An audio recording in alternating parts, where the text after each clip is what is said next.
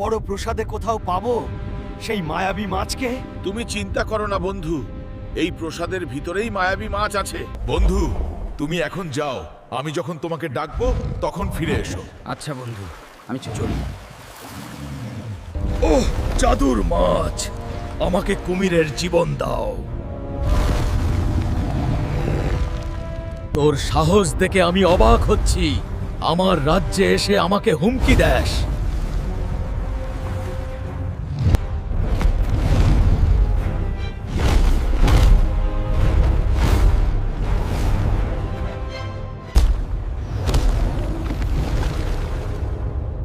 আমাকে ছেড়ে দাও হালকা, আমি তোমাকে কুমিরের প্রাণ দিয়ে দিতেছি।